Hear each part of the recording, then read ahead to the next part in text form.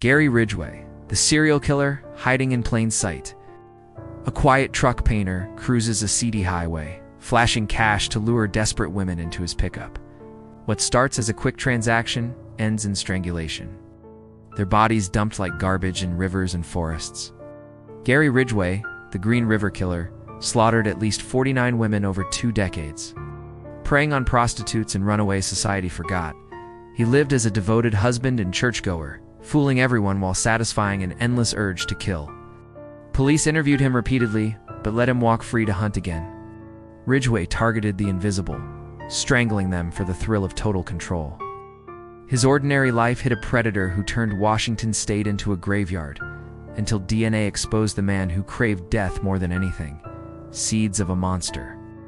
Born February 18, 1949, in Salt Lake City, Utah, Gary Leon Ridgway later moved to Washington state.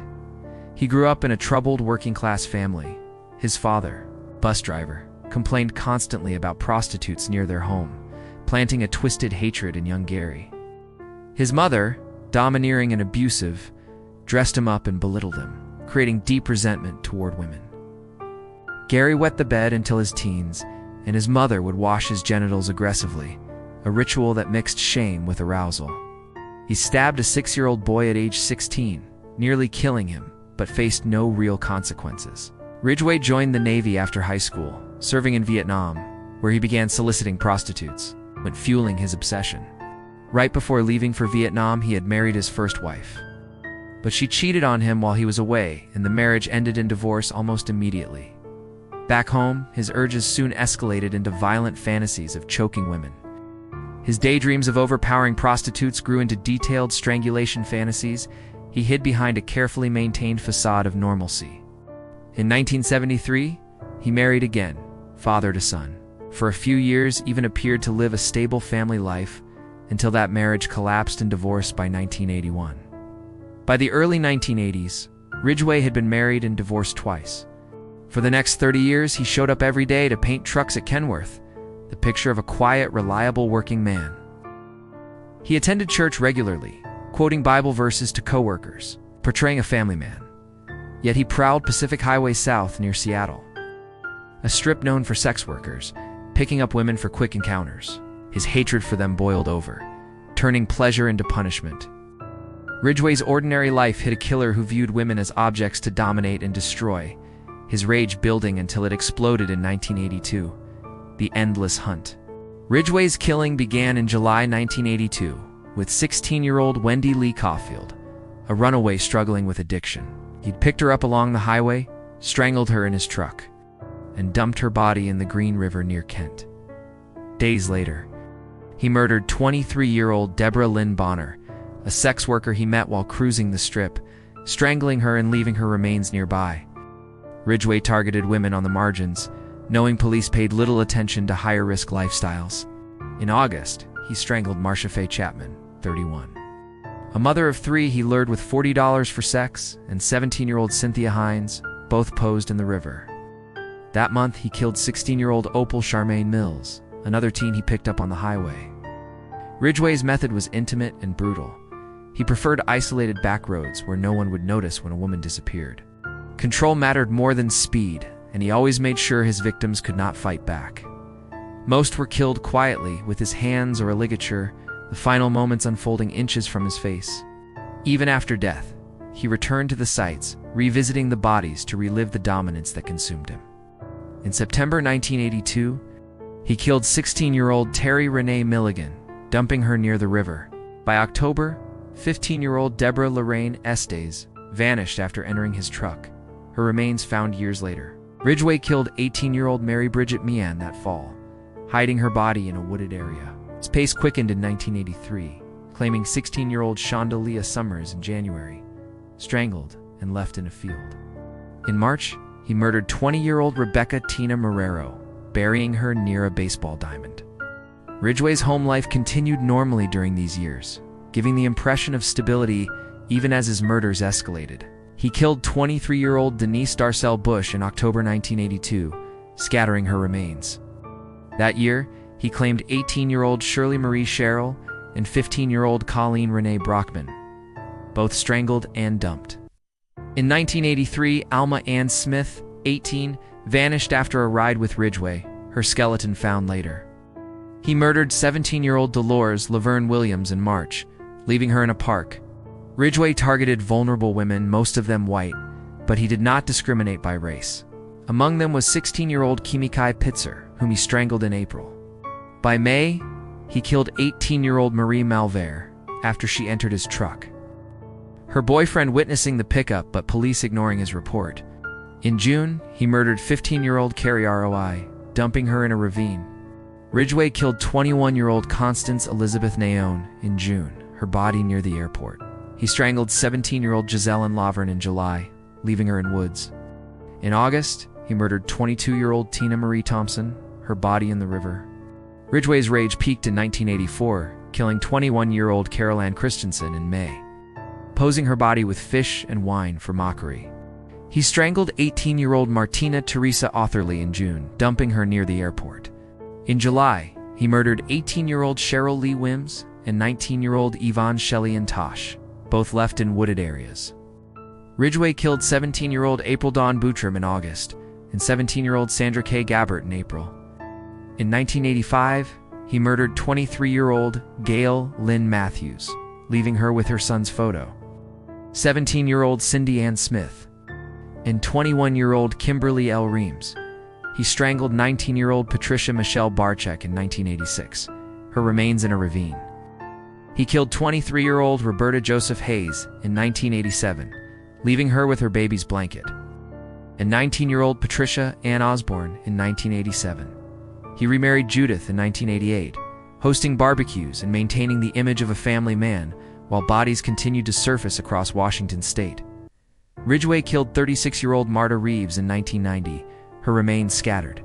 He murdered 19-year-old Andrea M. Childers in 1983 and 21-year-old Maureen Sufini in 1986 near the airport. He also killed 16-year-old Linda Jane Rule in 1982, who was identified later. He also killed 21-year-old Denise Plager in 1983, 35-year-old Mary Exford in 1984, and 23-year-old Kimberly Diane Dial in 1987. Ridgway targeted prostitutes for their isolation, strangling them to assert dominance rooted in his mother's dominance and prostitutes' presence in his youth. He hinted at many more victims, though none were confirmed, with remains found in remote areas of Washington and Oregon. Among the unidentified are Jane Doe B10, teen strangled in 1984. Jane Doe is the standard U.S. legal placeholder for an unknown female, with B marking the Green River series. B20 was a young girl wrapped in plastic in 1988. B17, once an unidentified skull found in 1985, was later identified through DNA as 15-year-old Lorianne Raspotnik in December 2023. Captured at last. The Green River Task Force was created in January 1984 after 5 bodies were found in the river, and it eventually grew to more than 50 detectives. By the late 1990s, it had shrunk to just 2 budget cuts and repeated dead ends. Detectives Tom Jensen and Sue Peters kept the case alive in a basement office re-examining old evidence. In 2001, Sheriff Dave Reichert authorized retesting biological samples with advanced DNA techniques. Lab technician Katie Springer focused on semen from Marcia Chapman, Opal Mills, and Carol Christensen, plus vaginal swabs from Wendy Caulfield. Using polymerase chain reaction amplification, she generated full profiles. In September 2001, Springer matched them to a saliva sample Ridgway had provided during a 1987 interview. The match was definitive and tied him to 4 murders. Reichert immediately placed Ridgway under 24-hour surveillance. Detectives monitored his routine at the Kenworth truck plant in Renton and observed that he left every day at exactly 3 p.m.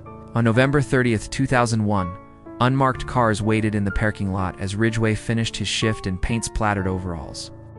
He then climbed into his green 1987 Ford pickup. Officers blocked the vehicle, placed him in cuffs, and read his rights. Ridgway remained calm, his face blank as they drove him to King County Jail.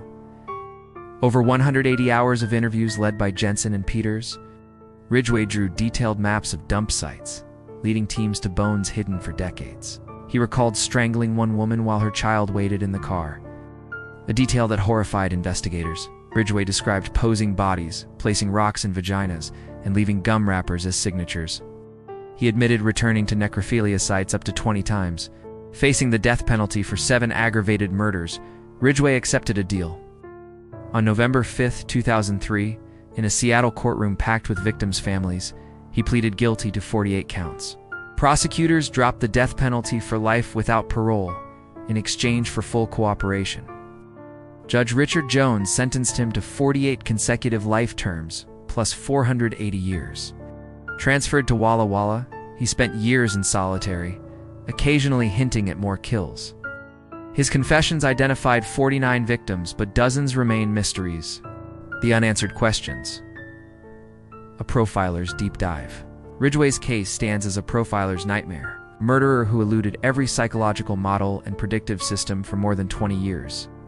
FBI legend John Douglas, who interviewed Bundy and Dahmer, called Ridgway the most prolific and most cunning serial killer in American history.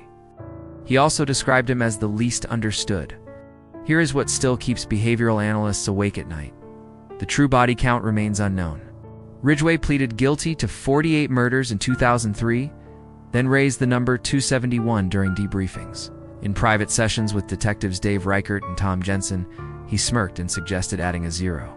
When pressed, he shrugged and said it might be 80 or 100, explaining that he stopped keeping track after the first 60. Profiler Robert Ressler's final estimate stands at 92 to 115 victims. Ridgway's memory is selective. He remembers dump sites but forgets faces. Many victims were never reported missing. Runaways, transients, undocumented migrants. 2024 to 2025 excavations in Auburn and Enumclaw. Guided by Ridgway himself, recovered 3 new bone fragments. With DNA still pending, the official count of 49 is only a legal placeholder, not the real truth. 22 victims remain unidentified as of November 2025. B-17 was a woman whose skull was found in 1985. Profiler Mary Ellen O'Toole observed that these victims reveal how Ridgway crossed racial and age boundaries more extensively than any other American serial killer. The unknown 22 are the statistical proof that his compulsion never plateaued. Accomplice theory persists despite Ridgway's insistence he worked alone. A 1983 cluster of 4 bodies near Star Lake dumped within 48 hours seems physically impossible for one man in that terrain without help. His son Matthew was 11 to 13 during peak years. Neighbors recall seeing a skinny boy riding in the truck late at night. A 1987 witness saw Ridgway with a second man unloading something heavy into the Des Plaines River. No DNA, no confession, no charges. Profilers are split evenly, with some believing he fits the pattern of a classic lone wolf driven by narcissism. Others think he may be protecting someone who still has power over him in prison. The early warning system never fired. Ridgway sat for 4 separate interviews across the years, in 1983, 1984, 1987, and again in 2001. In 1984, he failed polygraph, but passed voice stress analysis. In 1987, he was arrested for choking a prostitute. But the charges were dropped because the victim's credibility was questioned. Profiler Greg McCrary states, if any single agency had run his name through VICE-AP in 1987, the killing stops. Instead, jurisdictional silos and victim blaming let him kill another 30 women. Necrophilia defined his ritual. Ridgway returned to bodies for years. In 1990, he moved 3 skeletons from Enumclaw to Oregon to keep them fresh. In 1993, he had sex with a corpse, while his third wife Judith waited in the car. In 1998, he visited a site with his new girlfriend, unaware bones were 10 feet away. Profiler Roy Hazelwood calls this ritual ownership. He treated the dead as living property longer than most men stay married. The 2025 bombshell came in February. Ridgway, now 76 and wheelchair-bound, was quietly transferred from Walla Walla to a King County holding cell for 3 days. Detectives brought him to a ravine off Highway 18. He gestured toward a patch beneath a fallen cedar and said 2 girls were buried here in 1985. One had a rabbit's foot keychain. Ground-penetrating radar confirmed anomalies. Excavation begins spring 2026. If remains are found, Ridgway's official count jumps to 73, and the unidentified list shrinks by 2. Profiler Jim Clemente says he's still playing the game. 76, he gets his last thrill watching us dig. The final question no one can answer is why he never stopped. Other killers burn out, escalate to riskier victims, or kill themselves. Ridgway simply continued. Profiler Candace DeLong explains he never needed escalation because society kept supplying an endless stream of disposable women. The highway was his infinite buffet. As long as the supply chain existed, the killing never had to end. Ridgway sits in his cell today, drawing childish pictures of trucks and rivers, occasionally slipping detectives a new map. The Green River stopped claiming bodies in 1998, but the questions never will. Every unidentified bone, every vague confession, every new excavation reminds us the monster is caught. But the nightmare is still running, a legacy of loss and change. Ridgway's crimes exposed how society ignored sex workers and runaways. Their disappearances were dismissed as lifestyle choices. The Green River Task Force cost millions and exposed major investigative flaws. It later led to better DNA use and stronger victim advocacy. Families like Wendy Caulfield's fought for recognition, their pain enduring. Ridgway, now 76, in 2025, rots in Washington State Penitentiary, his confessions cold and calculated. His case forced reforms in prostitution laws and missing persons protocols. But the scars it left on Seattle remain. Ridgway's ordinary face hid a killer who turned highways into graveyards. It reminds us that real monsters often walk among us, unseen until it's too late.